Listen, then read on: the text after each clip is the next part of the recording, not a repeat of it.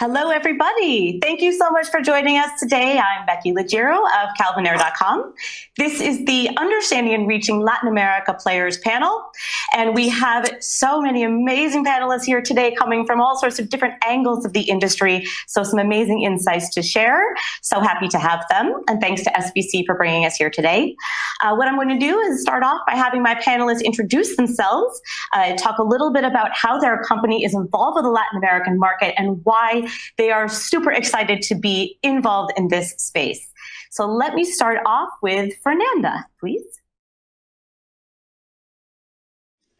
Hello, everybody. Thank you, Becky or Rebecca. Thank you for the invitation. Hello from all the panelists. Nice to see you. I wish we were in Barcelona, but it's okay that we are here in my case in Mexico. So thank you for the invitation. Okay, Fernanda, can you explain a bit about what your company does and how you're involved with Latin America? That's all right. Okay, thank you. Yes, I'm the CMO, LATAM CMO from Caliente Interactive. So what basically we are based in the marketing in Mexico. So what we do is like to explore all the online gaming in basically Mexico. And also I'm just start as a CMO of WPlay. That is a company from Colombia. So now I have the chance to see the both countries, Mexico in as Caliente and WPlay in Colombia. Outstanding. Alessandro Fried, please. Hi, everybody. A pleasure to be here. So I'm one of the founder of BtoBet. BtoBet is a supplier of technologies for the gaming and sportbook industries. We provide a full platform to the operators to manage their own operation. In the last years, we have been quite strongly present through all LATAM. We've been present with partner and operators in Mexico, Colombia, Peru, and Argentina, and so on. So we have been quite a large presence on which we build what I think a strong knowledge in helping them and in sharing as well this information towards the market, because we try to grow the knowledge in the market as well for white papers and information that we share. So thank you to invite me here. Very good. And our other is Alessandro Volante. Yes, another one. So, well, thanks for inviting me as well. It's always a pleasure to participate in a panel with so many great names and people that we admire a lot. So my name is Alessandro Volante. I am from Super Afiliados, one of the co-founders, and I've been an affiliate for a while here, mainly in Brazil, targeting Latin America in general, but in general, Brazil is our main focus for the moment. And that's pretty much it, really. Very good. And JD? Yeah, thank you, Becky. First of all, thank you to SBC also for putting this together. Like Fernanda said, would have been nice to be in Barcelona. Love that place, but I guess it is what it is, and very, very happy that SBC is putting events like this together so we get to share a little bit of our points of view and what we're doing. So I'm CEO for BetCris, Latin American operator for the last 14, 15 years, focusing on the LATAM market. We have presence all the way from Mexico down to South America. I'm very excited to be here. Wonderful. Thank you guys so much. As you can see, two operators, a supplier, and affiliate, really rich panel. And so what I want to start off with today is a little bit on regulation. I do realize this is not a panel on regulation, so we won't dig in too deep on the details, but maybe more about what we're anticipating to happen with regulation. And JD, I wanted to kick off with you here. I wanted to hear your thoughts on how the regulators, maybe specifically Brazil, or even you can branch out a bit if you like, are going to, or how can they find a balance between the interests of the customers, the operators, and the government? This is a delicate balance, a lot of parties involved, but how do you think that they can do this? Yeah, thank you, Becky. This is super important for everyone involved. As you said, it's not just the operators who are interested in regulation. There are some operators who are actually very happy without it. But myself and BetCris, we're definitely pushing everywhere we can for a fair regulation, for a level playing field that is going to guarantee that the customers get what they want, which is entertainment, right? That the government gets a part of the benefits as well through hopefully what is a fair tax. And then, of course, the operators are well allowed to do business. Right? So the balance is delicate. And we've come across several examples where the lack of knowledge, lack of experience has definitely made it more difficult for operators to be successful. And at the same time, for the regulators to keep the unlicensed operators at bay, and that is one of the main things, actually.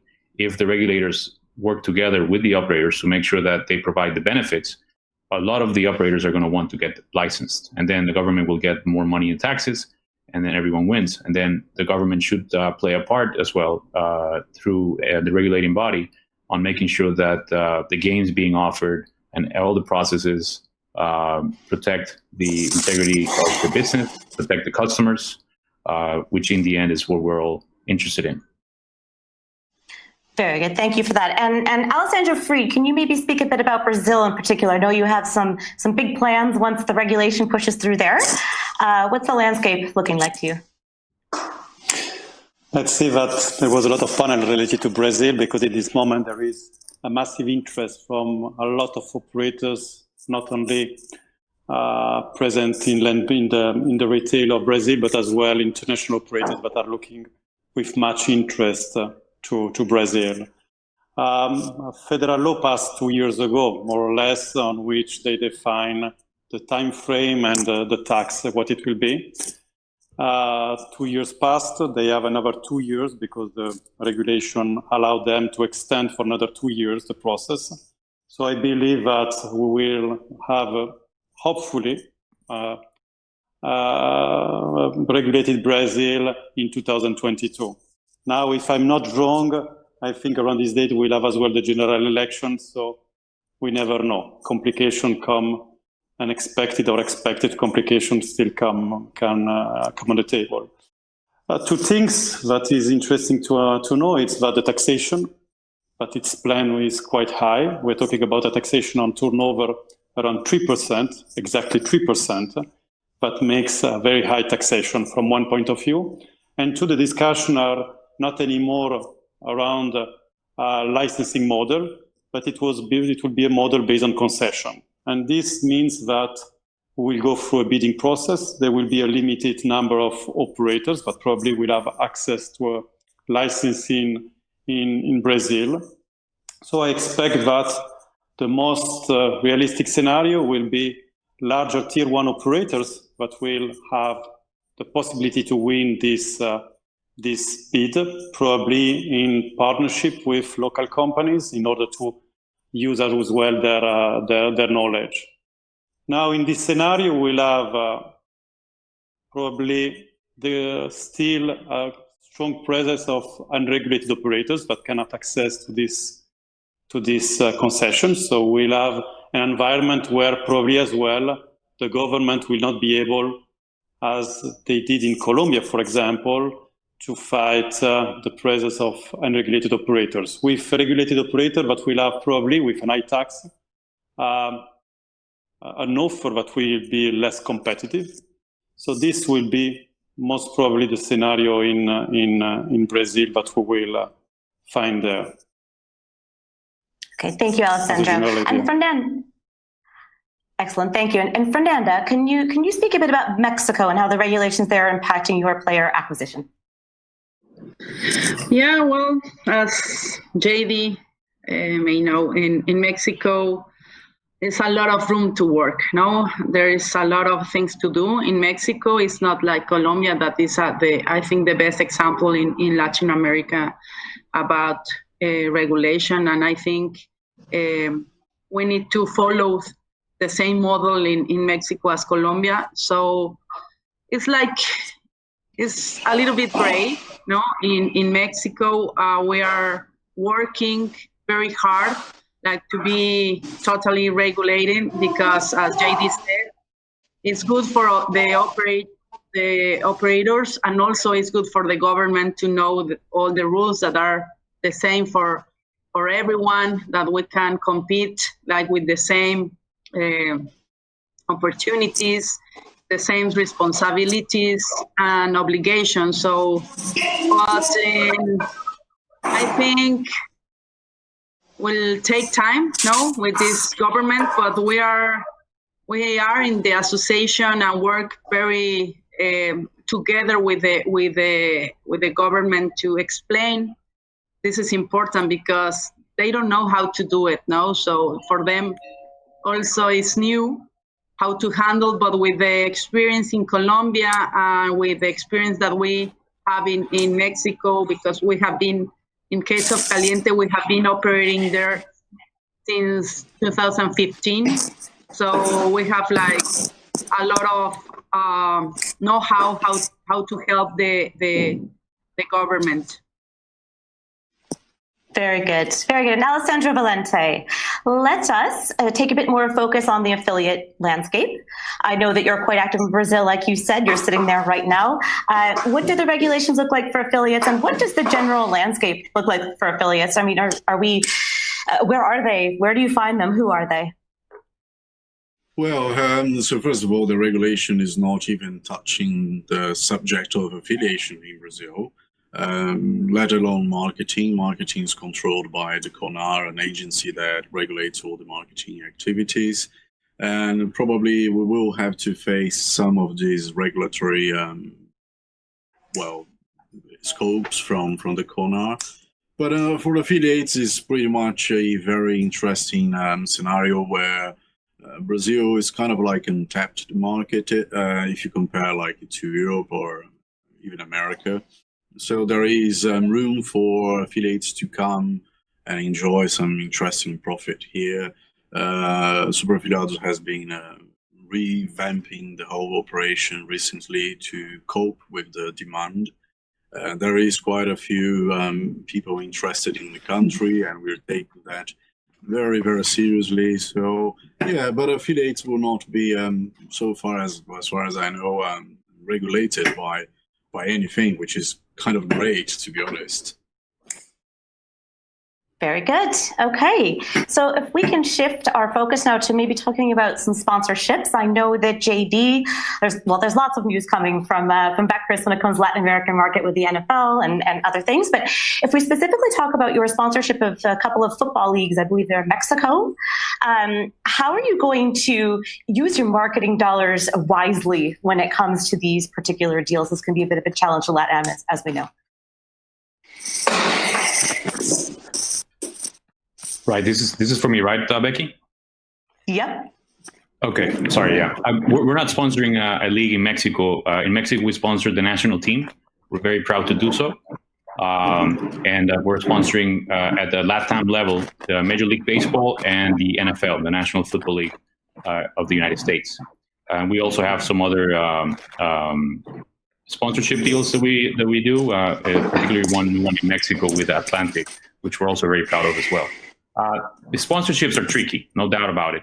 I believe that it takes a lot of strategy to actually be able to get the return on investment. But that's not everything we're after. We're trying to solidify our position in Latin America as one of the strongest, if not the strongest operator. And these deals reflect that. Right? The fact that we're able to enter into these partnerships with such key organizations, it sends a very, very loud and strong message that I hope will resonate for a long time. So it's not a pure digital marketing strategy where you're looking for return on investment right away and you can track the results. This is more of a long-term effort, and we're hoping that it's already given us a lot of positive feedback from regulators, from customers, from media, from other organizations. So that's one of another benefit that comes with it, right?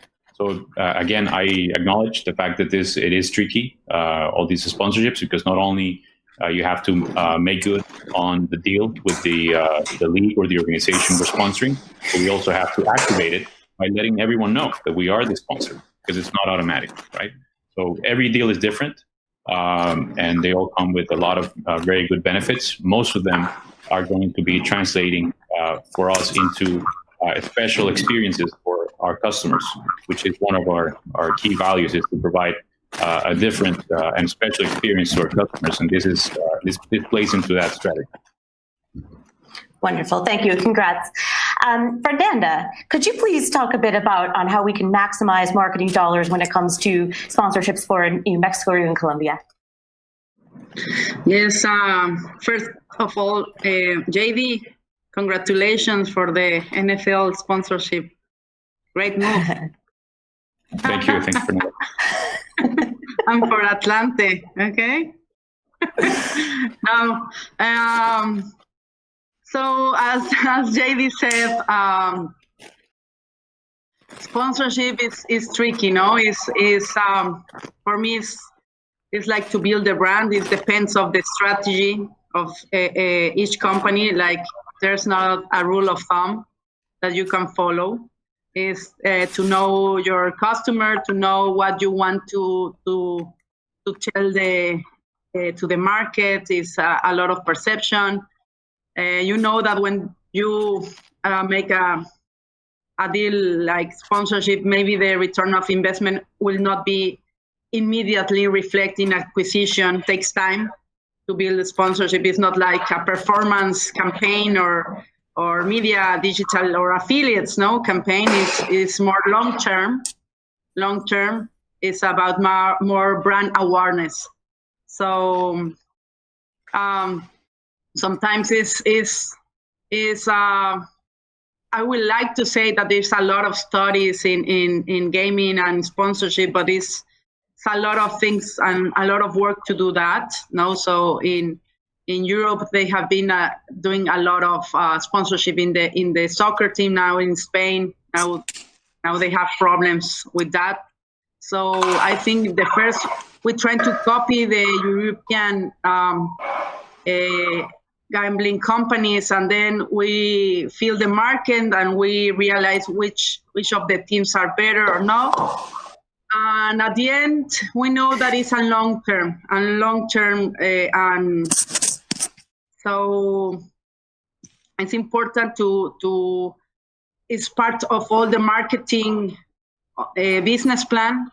You know that a percentage of the marketing needs to go to sponsorship, and you need to balance with the performance. So, but JD has been doing a great work. So, well, thank you, Fernanda. Love the love, guys. I love it. And I know that Alice. Yeah, thumbs up. I know that Alessandro Volante, you had some thoughts on this as well, specifically to avoid wasting marketing dollars. You even have, I think, an example. Can you elaborate, please? Well, sure. I don't think it goes on waste. As JD said, it's a long-term commitment that will produce results. Eventually, you will see the results coming to your organic traffic, etc. But I've seen some really interesting cases, especially in Brazil, whereby a sponsorship followed by lots of PR, lots of articles in the press and media as well. So that contributes somehow, and you can actually track down some of the performance. And more recently, I've been looking into, since I'm here in Brazil for a while now, I've been looking into some interesting deals on TV advertisements with QR code printed on screen that people can just scan and place a bet, and that actually helps a lot on the conversion rate strategy, or that you can follow a little bit more about what's going on.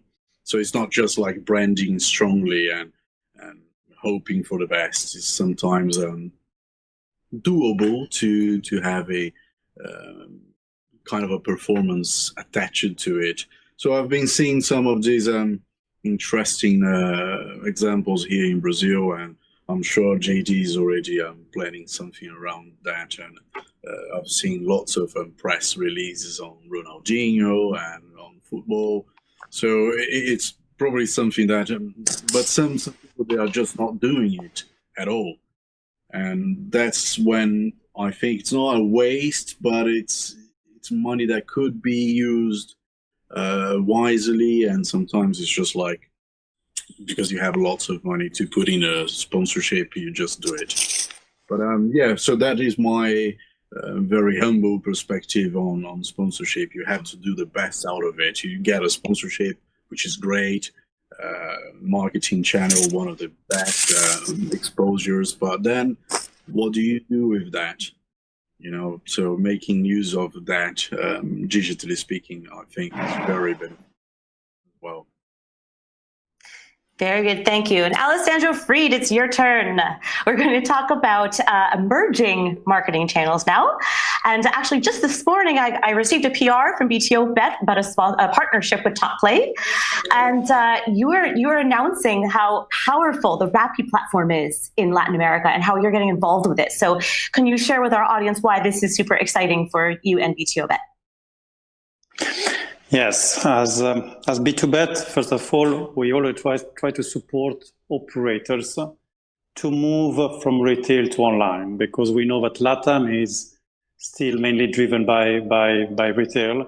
So to move from retail to online, it's a challenge related to payment, challenge related to marketing channel in order to make customer acquisition. So this represents a challenge. So we found out a company, it's a very interesting company, large company, it's called Rappi in LATAM, and they are what we call the delivery service, online delivery service. So through this app, customers can directly order almost everything, from supermarket supplies to a service and they take care about the app, the payment, the delivery, all the process. In LATAM, they reach, I think, a good result. They have actually almost 40 million active users. And in Colombia, where we launched first, 8, 9 million. So it's a very large target. So what we did, and this is a technical challenge, is to fully integrate our platform inside the Rappi app. This means that directly a customer for Rappi go inside the application, and in the same way he find in the other categories, he can find betting and casino.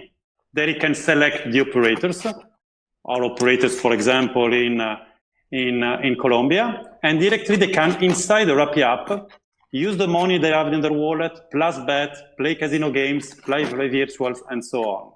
So this is a new channel, because, for example, the operator in Colombia will have access immediately to 9 million of potential users, on which he will solve in only one way directly, acquisition, payment, and the same environment to play. Just to make a comparison, it's if you imagine Rappi like Amazon, it's like if you find directly in Amazon the possibility to play in the Amazon app directly to play with the operator's contents. So this required, obviously, the flexibility of the technologies, because you need to have a very complete and full set of API in order to manage all the functionality for a player account, for opening the games, for selecting the events, placing the bet, accessing to the bonus, to the free bet. So it required a large set of API in order to allow a third party to fully implement the application. So yes, we are proud about this result, and we believe that our operators will be quite happy to have access to this new opportunity. Excellent. Thank you for that. And congrats on that news too. And I have a question for our operators here now. This is more about the talent that you hire.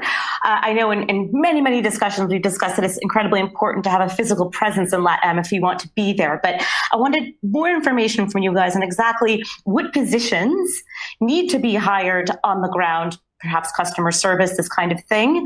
And why is this the case? Why do they have to be local? So I wanted to start with Fernanda on this. Okay, the microphone. The question is why we need to hire locally? That's the question, Becky? The internal talent, yes. Why? Why is this necessary when you're dealing with your players? Why can't, hiring in the region that you're actually targeting? No, it's super important, like for small things and bigger things. Like small things, like you need the local language. No, for example, like all the my recommendation is always customer service. No, it's important to be local. The marketing team is important to be local because they know the culture of the country. They know how to speak with them. Like they have all the experience that you may not have in the market, with the media, with the sponsorship, with the partners. So for me, is the best balance to have all the, of course, the international experience, but to have like with the local knowledge of the market. So even in Latin America, that we speak Spanish, mostly except Brazil, but most of the country. So our will seem like LATAM always is LATAM like a region, but we're different. No, Mexico to Colombia to Costa Rica to Panama. So we have different Spanish, different slangs, different. For example, in Mexico, they love NFL and the American sports. In Costa Rica, like after football is American sports. No, we're crazy about American sport. And if you go to Colombia, they don't care about the NFL. Or if you go to Argentina, so it's different. So it's important to have this know-how from the people of the market, of the local market. Very good. And JD, how do you manage that in such a big organization like BetCris? Well, it's definitely been one of the challenges. We're operating in 10 plus markets right now, and I have a team on the ground in every single one of them. I believe that's been a key part of the success we've had, that we're able to speak the local slang, not just the language. As Fernanda was saying, it's not enough to speak Spanish. Every country has a different dialect, so to speak, related to the way they speak, the way they bet. Even as something as simple as call it a parlay bet or an accumulator in Europe. They call it different things in different countries. So it's important to have that local intelligence. Not just for that, but also hiring the local talent for, say, the management or the marketing. Opens up a lot of doors automatically. Hopefully, through the recruitment, we get talented individuals with experience, with their own connections. Things that you can't really train someone to have. Someone who would have to develop that over time. So that's important as well. And the service, being able to offer someone help in their same language. It also plays a big part. Same as how to educate the market on how sports betting works or gaming works in general. It would be a completely different effect if a foreigner explains it as if someone local does it. It takes 2 seconds, and then the local person would find the right words to explain it. Plus, it projects that that trust. You're playing with someone locally. It's not a company out in cyberspace. That if you ever have a problem in Latin America, I believe that's one of the main cultural differences with other parts of the world. There's this distrust in things that we cannot see, right? You have to be able to know where that company is at. If I have an issue, who do I talk to? Is it someone who's going to speak in my own Spanish or my own language, or is it going to be someone from a different country? So we've tried them both. We have customer service centers in Mexico, in Costa Rica, and we're now opening them up in every single country, precisely because of that. Because we find that the customers really, really love it when the person talking to them speaks their own version of Spanish, their own language, right? And they are also very aware of what works. Fernanda was saying about cultural differences. Small countries, very small countries in LATAM, one next to another.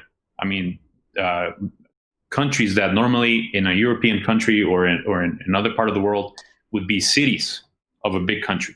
In Latam, they're small countries, and they have completely different interests. You know, one country loves boxing, baseball. The other one, it's only football, right?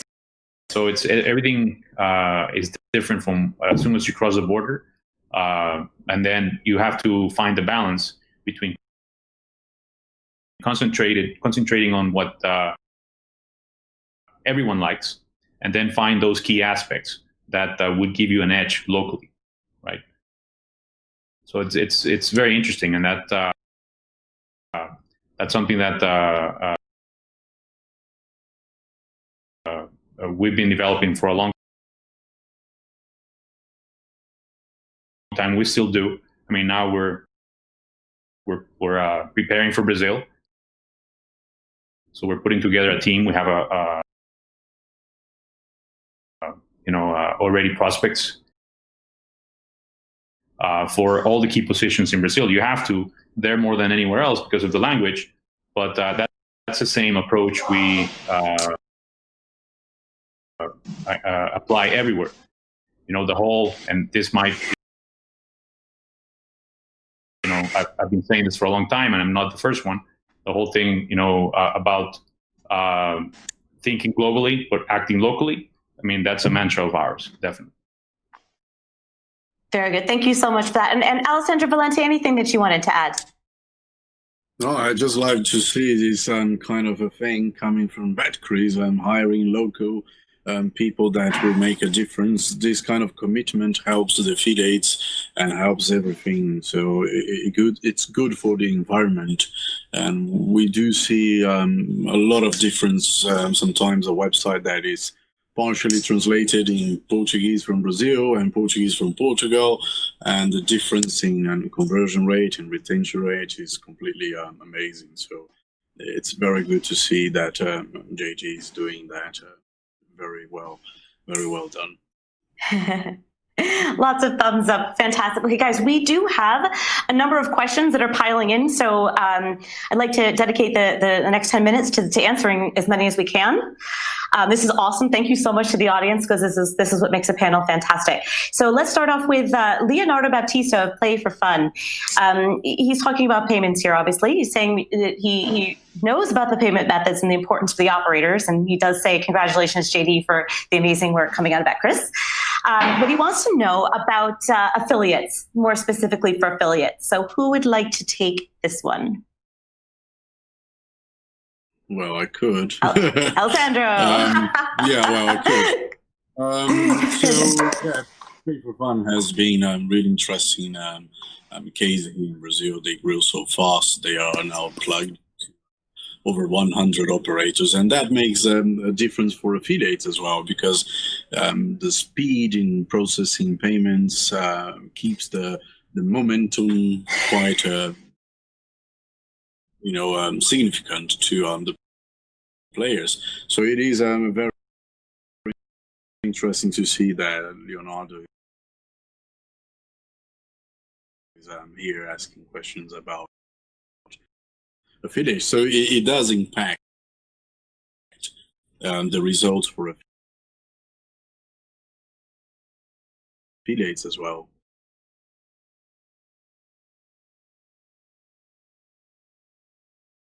Okay. Right. If I may jump in, Becky. Yeah, of course. I think that thank you. In LATAM, sports betting or online gaming in general is still a novelty, right? In a lot of countries. And while we're here on a gaming event,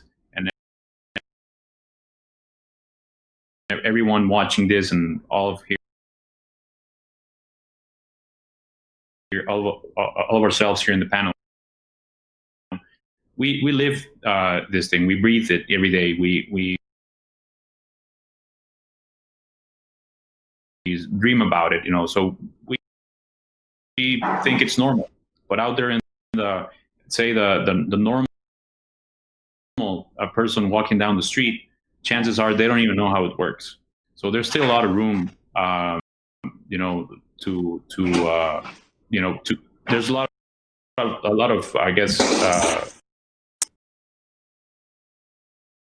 progress we have to make in teaching people, educating people how these things work. I believe affiliates are going to be key, in order to get to where we want to go. Affiliate marketing is also kind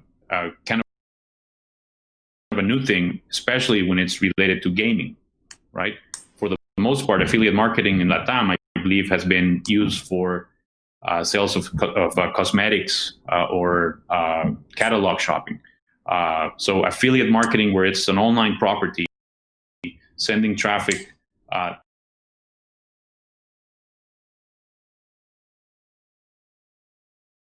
to a gaming site, is actually something that's still quite new. I believe that those affiliates, such as Alessandro, who have experience, are coming in at the right time to take advantage, position themselves before there's a bigger wave of new affiliates coming in and trying to find, trying to get their own piece of the pie, right? So it's going to be evolving. I think it's very, very early. I mean, I explain to people how it works sometimes. Oh, you can become an affiliate. When I find someone who's got a nice website with good traffic and everything, and they can't believe it. I think if more people were to understand how affiliates work for the gaming industry, there would be a lot more affiliates, right? So that's something, I guess, that is potentially going to affect existing affiliates. But for gaming companies, we actually would like to have as many affiliates as we can, as long as they're sending the right amount of traffic, right? Because if it doesn't help if we have 1,000 affiliates and only 100 send traffic, which is some of what we see right now, right? There are people coming in, they are not really experts, they don't have a lot of experience, but they're giving it a try. So over time, I think that's going to get better. Very good. Thank you guys so much. And this is an interesting question. Is David Barthram of Block 20 Gaming. I can't really read it on the screen here. So for operators that are marketing aggressively in Brazil, right now, should they be concerned that it might impact their potential future license application? Let's see who wants to answer that one. Maybe Alessandro? Difficult. Very difficult to answer to a question. Yeah, it's a very good question. Do you want to go ahead, Alessandro? Go ahead. Go, JD. Okay. I mean, it's a very good question, but very complicated question. It's very complicated, and to be honest, for a long time, I was very reluctant to pull the trigger on investments in Brazil for marketing. I believe a lot of people have seen that we have Ronaldinho as a brand ambassador. We obviously put that on pause while he figured out, his problems. But now that he's out of it, we're going back with it. And that's been a move for all of LATAM. Of course, it works more in Brazil, but it's more for Latin America. So that tells you a little bit of the strategy. I wasn't really looking to invest heavily in Brazil. But the reality is I started to see every single company going in there and started to buy properties like it was a monopoly game. All soccer clubs, the football clubs in Brazil, most of them have a local sponsor, right? And some of them are even local companies. So strategically, I believe that it's not going to play a role. I've heard people bring this up several times. I actually heard something official, I think almost a year ago, where they said there was not going to be like a quarantine period, terrible word now, for any licensed, any company interested in a license, there wasn't going to be. And I understand that would be the best move for the regulator, given that they're going to want to have the right operators come in and get licensed, so that they don't have, that situation where most people want to play with unlicensed regulators, which is something that would be terrible for the market and for the regulator, right? So I think right now, I don't know what's going to happen. I don't have a crystal ball, but I do have a level of confidence that we're not doing anything wrong. I mean, I've had many legal opinions, that basically tell me it's okay. So that's why we have a deal with the Brasileirão, the main soccer championship. We have billboards on the games, and it's not a one-year deal; it's a multi-year deal. And the idea is that we're preparing to go for the license as soon as they figure out everything they have left to figure out.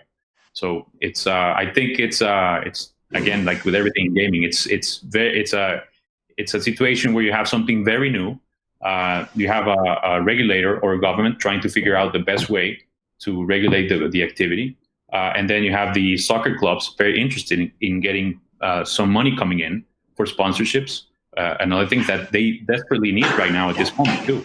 So in the end, I think it's going to be okay, and that there's not going to be a punishment.